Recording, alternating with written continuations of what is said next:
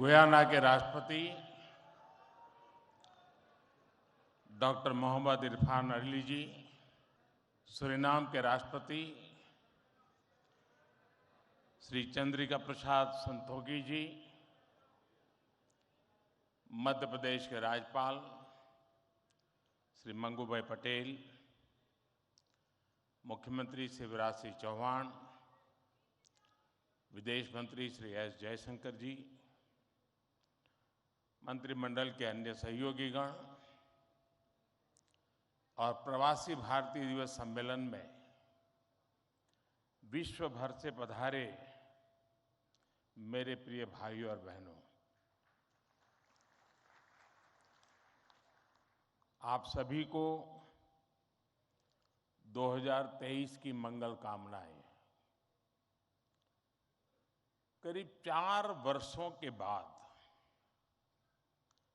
प्रवासी भारतीय दिवस सम्मेलन एक बार फिर अपने मूल स्वरूप में अपनी पूरी भव्यता के साथ हो रहा है। अपनों से आमने सामने की मुलाकात का,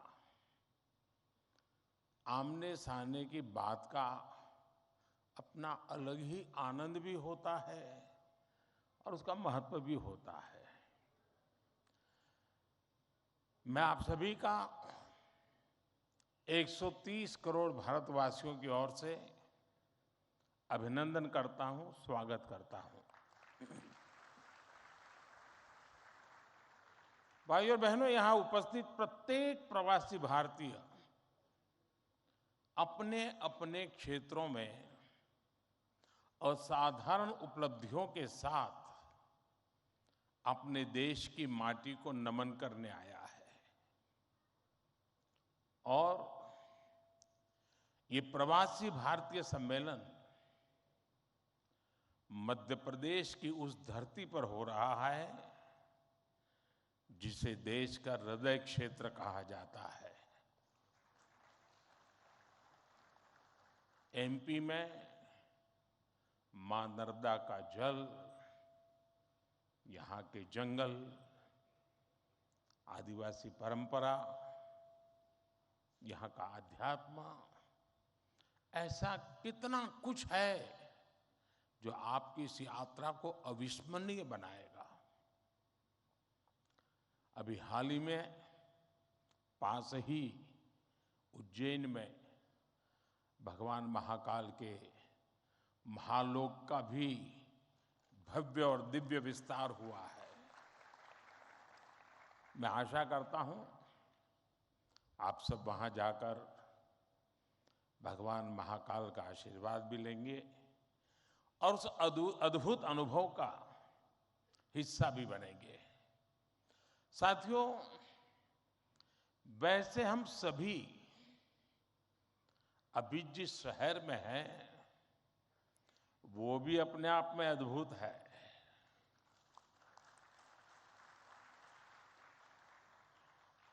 लोग कहते हैं कि इंदौर एक शहर है, लेकिन मैं कहता हूं इंदौर एक दौर है।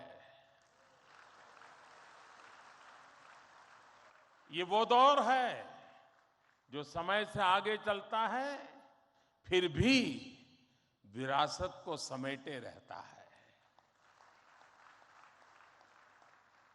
इंदौर ने स्वच्छता के क्षेत्र में देश में एक अलग पहचान स्थापित की है।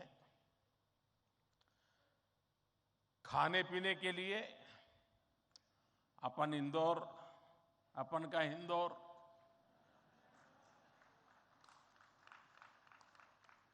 अपन का इंदौर देश ही नहीं पूरी दुनिया में लाजवाब है।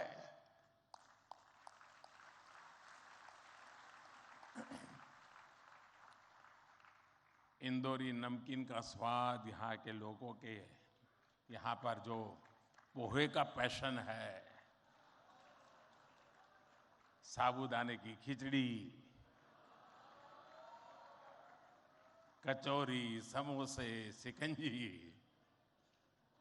जिसने भी इसे देखा उसके मुंह का पानी नहीं रुका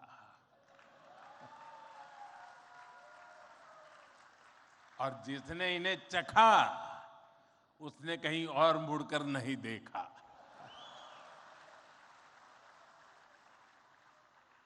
इसी तरह 56 दुकान तो प्रसिद्ध है ही, सराफा भी महत्वपूर्ण है।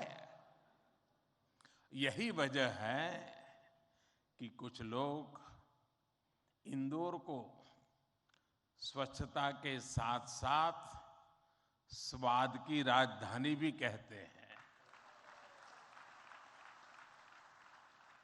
मुझे विश्वास है यहाँ के अनुभव आप खुद भी नहीं भूलेंगे और वापस जाकर दूसरों को यहाँ के बारे में बताना भी नहीं भूलेंगे। फ्रेंड्स, दिस प्रवासी भारतीय दिवस is special in many ways. We celebrated 75 years of India's independence just a few months ago. Our digital exhibition related to our freedom struggle has been organized here. It brings the glorious era in front of you again. Friends, the nation has entered the Amrit Kaal of the next 25 years. Our Pravasi Bharatiya have significant place in this journey. India's unique global vision and its important role in the global order will be strengthened by you people. साथियों, हमारे यहां कहा जाता है स्वदेशो भुवन त्रयम, अर्थात हमारे लिए पूरा संसार ही हमारा स्वदेश है। मनुष्य मात्र ही हमारा बंधु बांधव है। इसी वैचारिक बुनियाद पर हमारे पूर्वजों ने भारत के सांस्कृतिक विस्तार को आकार दिया था। हम दुनिया के अलग अलग कोनों में गए, हमने सभ्यताओं के समागम की अनंत संभावनाओं को समझा। हमने सदियों पहले वैश्विक व्यापार की असाधारण परंपरा शुरू की थी।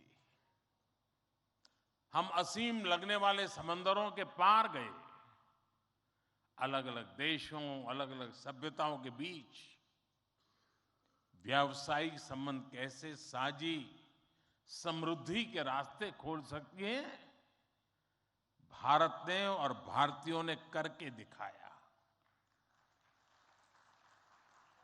आज अपने करोड़ों प्रवासी भारतीयों को जब हम ग्लोबल मैप पर देखते हैं तो कई तस्वीरें एक साथ उभरती हैं।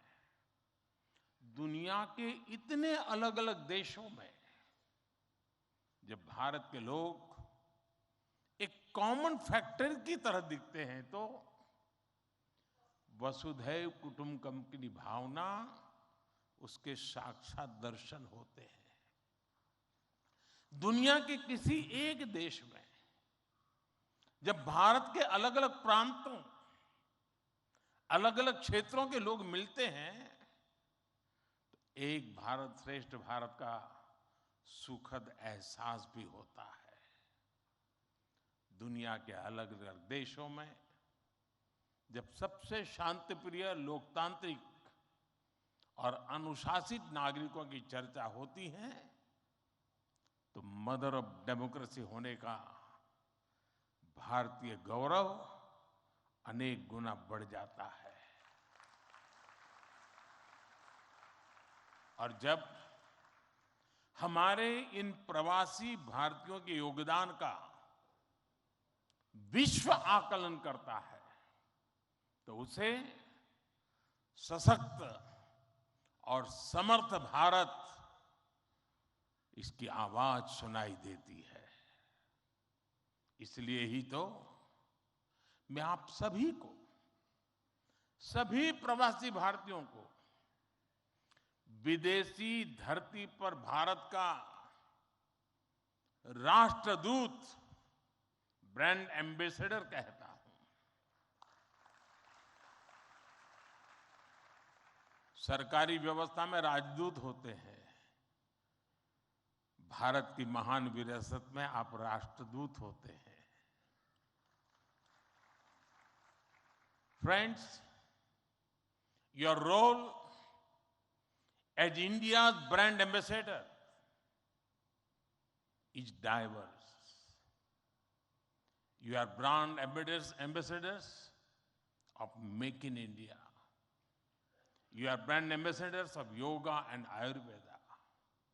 You are also brand ambassadors of India's cottage industries and handicrafts. At the same time, you are also brand ambassadors of India's millets. You would already know that 2023 has been declared by the United Nations as the International Year of Millets. I appeal to you to take some millets products with you while returning. You also have another important role to play in these rapidly changing times. You are the people who will address the world's desire to know more about India. Today, the whole world is waiting and watching India keenly with great interest and curiosity. It is important to understand why I'm saying this. साथियों, पिछले कुछ वर्षों में भारत ने विकास की जो गति प्राप्त की है, जो उपलब्धियां हासिल की हैं, वो असाधारण है, अभूतपूर्व है। जब भारत कोविड महामारी के बीच कुछ महीनों में ही स्वदेशी वैक्सीन बना लेता है, जब भारत अपने नागरिकों को 220 करोड़ से ज्यादा वैक्सीन डोज मुफ्त लगाने का रिकॉर्ड बनाता है,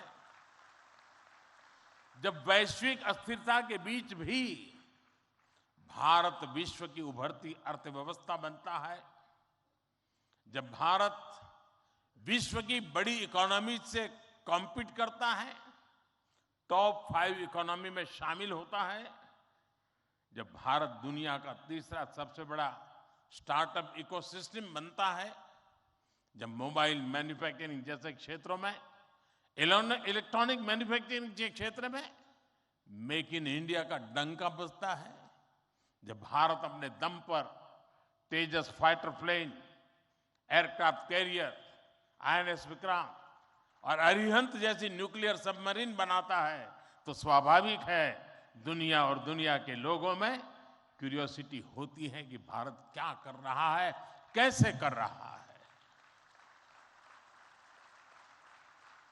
लोग जानना चाहते हैं कि भारत की स्पीड क्या है, स्केल क्या है, भारत का फ्यूचर क्या है। इसी तरह जब कैशलेस इकोनॉमी की बात होती है, फिनटेक की चर्चा होती है, तो दुनिया ये देखकर हैरान में है कि विश्व के 40% real time digital transaction Bharat में होते हैं। जब स्पेस के फ्यूचर की बात होती है, तो भारत की चर्चा स्पेस टेक्नोलॉजी के मोस्ट एडवांस देशों में होती है। भारत एक बार में 100 सैटेलाइट लॉन्च करने का रिकॉर्ड बना रहा है। सॉफ्टवेयर और डिजिटल टेक्नोलॉजी के क्षेत्र में हमारी ताकत दुनिया देख रही है। आप में से बहुत से लोग भी इसका बहुत बड़ा जरिया है। भारत का ये बढ़ता हुआ सामर्थ्य, भारत का ये दमखम, भारत की जड़ों से जुड़े हर व्यक्ति का सीना चौड़ा कर देता है। वैश्विक मंच पर आज भारत की आवाज, भारत का संदेश, भारत की कही बात एक अलग ही मायने रखती है। भारत की ये बढ़ती है ताकत आने वाले दिनों में और ज्यादा बढ़ने वाली है और इसलिए भारत के प्रति जिज्ञासा, भारत के प्रति क्यूरियोसिटी भी और बढ़ेगी और इसलिए विदेश में रहने वाले भारतीय मूल के लोगों की, प्रवासी भारतीयों की जिम्मेदारी भी बहुत बढ़ जाती है। आपके पास आज भारत के बारे में जितनी व्यापक जानकारी होगी, उतना ही आप दूसरों को भारत के बढ़ते सामर्थ्य के बारे में बता पाएंगे और तथ्यों के आधार पर बता पाएंगे। मेरा आग्रह है कि आपके पास कल्चरल और स्पिरिचुअल जानकारी के साथ साथ भारत की प्रगति की अपडेटेड इंफॉर्मेशन होनी चाहिए। साथियों, आप सबको ये भी पता है, इस वर्ष भारत दुनिया के G20 समूह की अध्यक्षता भी कर रहा है। भारत इस जिम्मेदारी को एक बड़े अवसर के रूप में देख रहा है। हमारे लिए ये दुनिया को भारत के बारे में बताने का अवसर है। ये दुनिया के लिए भारत के अनुभवों से सीखने का, पुराने अनुभवों से सस्टेनेबल फ्यूचर की दिशा तय करने का अवसर है। हमें G20 केवल एक डिप्लोमेटिक इवेंट नहीं, बल्कि जन भागीदारी का एक ऐतिहासिक आयोजन बनाना है।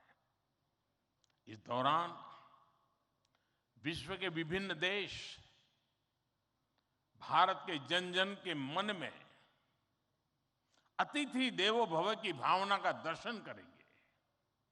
आप भी अपने देश से आ रहे प्रतिनिधियों से मिलकर उन्हें भारत के बारे में बता सकते हैं। इससे उन्हें भारत पहुंचने से पहले ही अपनत्व और स्वागत का एहसास होगा। साथियों, और मैं तो ये भी कहूंगा कि जब G20 समिट में, क्योंकि कोई 200 मीटिंगें होने वाली है, G20 समूह के 200 डेलीगेशन यहां आने वाले हैं, हिंदुस्तान के अलग अलग शहरों में जाने वाले हैं। वापस जाने के बाद वहां पर रहने वाले प्रवासी भारतीय उनको बुलाएं, भारत में गए थे तो कैसा रहा, उनके अनुभव सुने। मैं समझता हूं कि उनके साथ हमारे बंधन को और मजबूत करने के लिए अवसर बन जाएगा। साथियों, आज भारत के पास न केवल दुनिया के नॉलेज सेंटर बनने का, बल्कि स्किल कैपिटल बनने का सामर्थ्य भी है। आज भारत के पास सक्षम युवाओं की एक बड़ी तादाद है। हमारे युवाओं के पास स्किल भी है, वैल्यूज भी है और काम करने के लिए जरूरी जज्बा और ईमानदारी भी है। भारत की ये स्किल कैपिटल दुनिया के विकास का इंजन बन सकती है। भारत में उपस्थित युवाओं के साथ ही भारत की प्राथमिकता वो प्रवासी युवा भी हैं जो भारत से जुड़े हैं। हमारे नेक्स्ट जनरेशन युवा जो विदेश में जन्मे हैं, वहीं पले बड़े हैं, हम उन्हें भी अपने भारत को जानने समझने के लिए कई अवसर दे रहे हैं। नेक्स्ट जनरेशन प्रवासी युवाओं में भी भारत को लेकर उत्साह बढ़ता चला जा रहा है। वो अपने माता पिता के देश के बारे में जानना चाहते हैं, अपनी जड़ों से जुड़ना चाहते हैं। ये हम सब की जिम्मेदारी है कि हम युवाओं को न केवल देश के बारे में गहराई से बताएं, बल्कि उन्हें भारत दिखाएं भी। पारंपरिक बोध और आधुनिक नजर के साथ ये युवा फ्यूचर वर्ल्ड को भारत के बारे में कहीं ज्यादा प्रभावी ढंग से बता पाएंगे। जितनी युवाओं में जिज्ञासा बढ़ेगी, उतना ही भारत से जुड़ा पर्यटन बढ़ेगा, भारत से जुड़ी रिसर्च बढ़ेगी, भारत का गौरव बढ़ेगा। ये युवा भारत के विभिन्न पर्वों के दौरान, प्रसिद्ध मेलों के दौरान आ सकते हैं या फिर बुद्ध सर्किट, रामायण सर्किट का लाभ उठा सकते हैं। वो आजादी के अमृत महोत्सव के तहत हो रहे कार्यक्रमों में भी जुड़ सकते हैं। साथियों, मेरा एक और सुझाव है। कई देशों में भारत से प्रवासी कई सदियों से जाकर बसे हैं। भारतीय प्रवासियों ने वहां के राष्ट्र के निर्माण में अपने असाधारण योगदान दिए हैं। हमें इनकी लाइफ, उनके स्ट्रगल्स और उनके अचीवमेंट्स को डॉक्यूमेंट करना चाहिए। हमारे कई बुजुर्गों के पास उस जमाने की कई मेमोरीज होगी। मेरा आग्रह है कि यूनिवर्सिटी के माध्यम से हर देश में हमारे डायस्पोरा के हिस्ट्री पर ऑडियो, वीडियो या लिखित डॉक्यूमेंटेशन के प्रयास किए जाएं। साथियों, कोई भी राष्ट्र उसमें निष्ठा रखने वाले हर व्यक्ति के दिल में जीवित रहता है। यहां भारत से कोई व्यक्ति जब विदेश जाता है और उसे वहां एक भी भारतीय मूल का व्यक्तित्व या व्यक्ति मिल जाता है, तो उसे लगता है कि उसे पूरा भारत मिल गया। यानी आप जहां रहते हैं, भारत को अपने साथ रखते हैं। बीते 8 वर्षों में देश ने अपने डायस्पोरा को ताकत देने के लिए हर संभव प्रयास किया है। आज भारत का ये कमिटमेंट है कि आप दुनिया में कहीं भी रहेंगे, देश आपके हितों और अपेक्षाओं के लिए आपके साथ रहेगा। मैं गयाना के राष्ट्रपति जी और सूरीनाम के राष्ट्रपति जी का भी हृदय से आभार व्यक्त करता हूं, अभिनंदन करता हूं कि इस महत्वपूर्ण समारोह के लिए उन्होंने समय निकाला और उन्होंने जितनी बातें आज हमारे सामने रखी है, वे वाकई बहुत उपयोगी हैं।